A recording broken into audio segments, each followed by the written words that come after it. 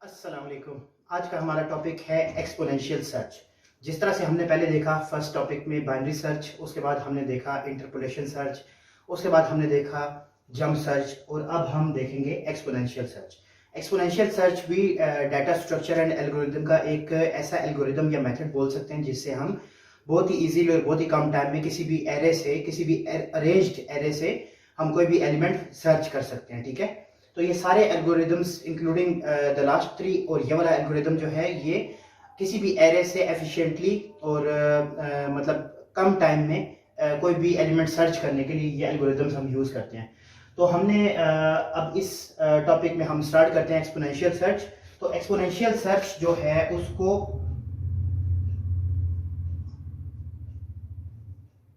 Doubling search भी कहा जाता है और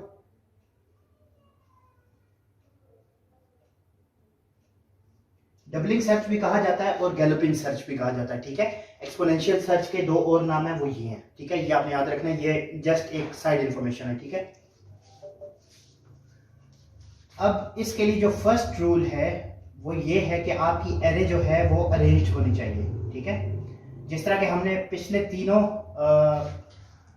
उसके अंदर देखा है अपने टॉपिक्स के अंदर, आपकी एरे जो है इसमें भी अरेंज्ड होनी चाहिए।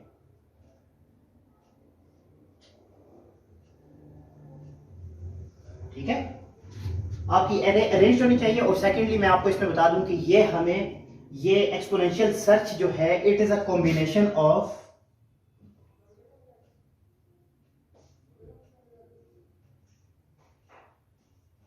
Binary and linear search. ठीक है, एक्सपोनेंशियल सर्च जो है वो अरेंज्ड एरे के ऊपर ही अप्लाई हो सकता है और एक्सपोनेंशियल सर्च जो है वो कॉम्बिनेशन है बाइनरी सर्च का और लीनियर सर्च का। ठीक है, अब किस तरह से हम इसको अप्लाई करते हैं, सबसे पहले मैं एक यहां पे कोई भी एरे ले लेता हूं।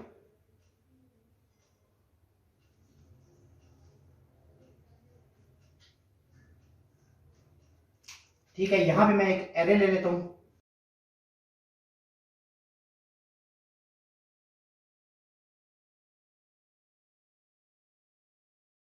ये अरेंज्ड है। ठीक है, अब इसमें सबसे पहला आपने ये देखना होता है कि फॉर एग्जांपल आपने कौन सा फाइंड करना है। मैं कहता हूं इसमें हमने 21 फाइंड करना है। ठीक है, तो फाइंड हमने करना है, यहां पे मैं लिख लेता हूं 21। ठीक है, 21 फाइंड करना है तो सबसे पहला स्टेप इसमें ये होता है कि आपने सबसे पहले जीरो इंडेक्स पे देखना होता है। जीरो इंडेक्स पे आप देखते हो कि आपका जो नंबर है वो मैच तो नहीं कर रहा। ठीक है, 21 यहां पे अब मैं लिख लेता हूं array of 0 is equal to 1। ठीक है, और 1 जो है वो 21 के इक्वल नहीं है। ठीक है, तो ये कंडीशन हमारी फॉल्स हो गई।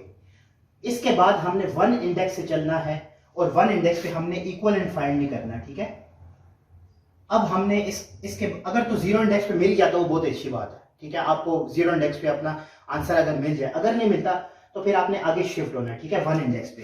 तो अब मैं 1 इंडेक्स पे शिफ्ट होता हूं, तो array of 1 is equal to क्या है, 1 इंडेक्स पे क्या पड़ा हुआ है 3, तो मैं लिखता हूं 3। और क्या 3 हमारा 21 से बड़ा है। अब हमने इक्वलेंट नहीं देखना, अब हमने देखना है कि क्या 3 जो है वो 21 से बड़ा है या नहीं। 3 इज नॉट ग्रेटर देन 21। ठीक है, तो कंडीशन हमारी होती है फॉल्स।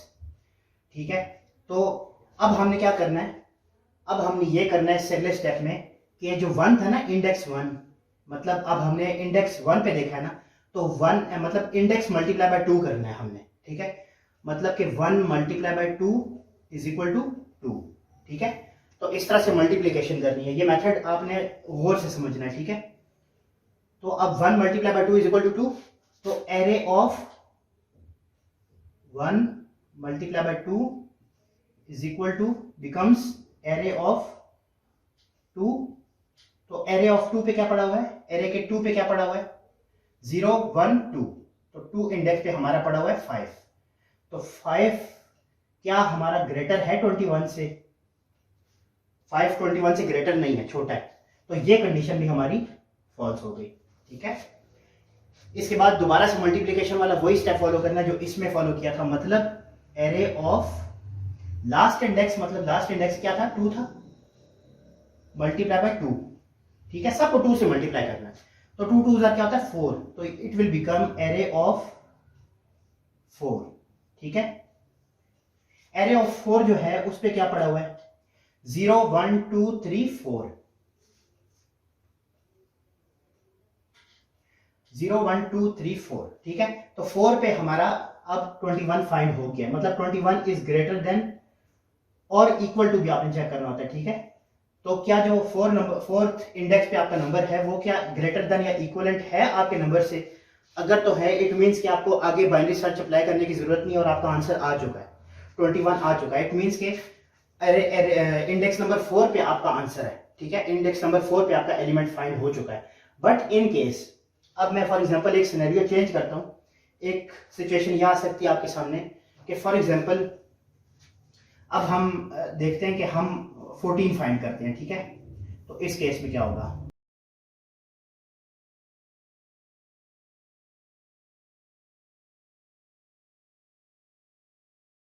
ठीक है 14 फाइंड करना है। सबसे पहला स्टेप दोबारा से देखना है, सबसे पहले हमने जीरो इंडेक्स को देखना होता है और इक्वलेंट देखना होता है। अगर अरे का जो जीरो इंडेक्स है, मतलब क्या है, जीरो इंडेक्स पे क्या पड़ा हुआ है 1 इज इक्वल टू 14 और नॉट, तो ये इक्वलेंट नहीं है। ठीक है, तो हमारी कंडीशन फॉल्स हो जाती है। इसके आगे हमने ग्रेटर देखना होता है। सेकंड स्टेप में हम क्या करते हैं, array of 1 is equal to क्या है, 1 पे क्या पड़ा हुआ है 3, तो 3 इज ग्रेटर देन 14, तो ये हमारी कंडीशन फॉल्स होगी क्योंकि 3 जो है 14 से बड़ा नहीं। इसके बाद हमने क्या करना होता है, एरे ऑफ लास्ट इंडेक्स, मतलब लास्ट इंडेक्स क्या था 1 था, multiply by 2 will become array of 2, और एरे ऑफ 2 पे क्या पड़ा हुआ है 0 1 2, मतलब 5 पड़ा हुआ है। हम देखेंगे कि 5 ग्रेटर है हमारे नंबर से कि नहीं है ग्रेटर, 5 छोटा है 14 बड़ा है, तो ये भी कंडीशन फॉल्स हो गई। इसके बाद हम करेंगे वही स्टेप दोबारा से फॉलो, मतलब एरे ऑफ लास्ट इंडेक्स, मतलब लास्ट इंडेक्स कौन सा था 2 था, तो 2 multiply by 2 will become array of 4। ठीक है, 4 बन गया, और अब 4 पे क्या पड़ा हुआ है हमारे पास 0 1 2 3 4, 21 पड़ा हुआ है। तो हम देखेंगे कि 21 हमारे नंबर से बड़ा है या नहीं, तो 21 हमारे नंबर से बड़ा है। इट मींस कि सेकंड लास्ट वाला इंडेक्स कौन सा था 2 था, 0 1 2 यहां पे 2 था, और अब हमारा जो इंडेक्स निकला है जिसपे हमारे जो नंबर है वो हमारे वाले नंबर से बड़ा है, मतलब वो कौन सा इंडेक्स है 4, तो 2 3 4, तो इट मींस कि ये वाली जो एरे है इसके अंदर हमारा नंबर एग्जिस्ट करता है। अभी नंबर निकला नहीं है हमारा, ठीक है, नंबर इस एरे के अंदर आता है। तो फर्स्ट स्टेप तो ये है कि आपने एरे फाइंड करनी होती है कि सब एरे कौन सी है जिसके अंदर आपका नंबर एग्जिस्ट करता है। ठीक है, मतलब ये सारी जो हमने स्टेप्स फॉलो किए हैं, फर्स्ट पे हमने 0 को मैच किया, सेकंड पे हमने 1 को देखा, थर्ड में हमने 1 मल्टीप्लाई बाय 2 किया, फिर फोर्थ में हमने 2 मल्टीप्लाई बाय 2 किया, मतलब हर लास्ट इंडेक्स को 2 से मल्टीप्लाई करते गए। तो हमारे पास जो सेकंड लास्ट निकलेगा इंडेक्स, सेकंड लास्ट इंडेक्स हमारे पास 2 था, मतलब सेकंड लास्ट स्टेप का। ठीक है, वो वाला इंडेक्स उससे लेके और लास्ट इंडेक्स जो हमारे पास निकलेगा, मतलब जो नंबर हमारे नंबर से बड़ा है वहां पे आके हम स्टॉप हो जाएंगे।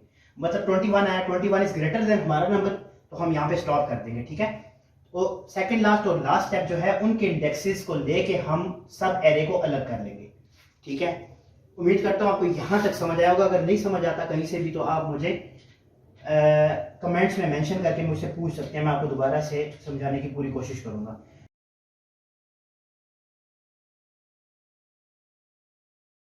हमने फाइंड करना है अपना नंबर। ठीक है, अब जो एरे निकल आती है उस एरे के ऊपर अप्लाई होता है आपका बाइनरी सर्च। ठीक है, तो बाइनरी सर्च जो है उसका आपको पता है कि आप देखते हैं 0 इंडेक्स, ये 1 इंडेक्स है और ये 2 इंडेक्स है। ठीक है, तो आपने बाइनरी सर्च में क्या करना होता है, सबसे पहले आपने मिड निकालना होता है। मिड आपका क्या है, फर्स्ट इंडेक्स मतलब lower index plus higher index मतलब 2 इंडेक्स डिवाइडेड बाय 2, तो आपका ये क्या बना 0 + 2 = 2 डिवाइडेड बाय 2, और इस ये क्या है 1। तो अब सबसे पहले आपने देखना होता है बाइनरी सर्च में कि आपका इस इंडेक्स में तो नंबर नहीं पड़ा हुआ, ठीक है। तो आप देखें आपका नंबर 0 1, ये 1 निकला ना आपका आंसर, तो 1 इंडेक्स पे आपका नंबर पड़ा हुआ है, तो इट मींस के 14 फाउंड ऑन इंडेक्स 1, ठीक है। तो इस तरह से हमारा एक्सपोनेंशियल सर्च काम करता है। तो उम्मीद करता हूँ आपको ये लेक्चर पसंद आया होगा और समझ आया होगा। अगर आपको नहीं समझ आता तो आप मुझसे कमेंट्स बॉक्स में पूछ सकते हैं। इसके अलावा मेरे वीडियो को लाइक कीजिएगा, शेयर कीजिएगा और मेरे चैनल को सब्सक्राइब कीजिएगा। साथ ही साथ बेल का आइकन प्रेस कर दीजिएगा ताकि आने वाली तमाम अपडेट्स आप तक पहुँचती रहें। अल्लाह हाफिज़।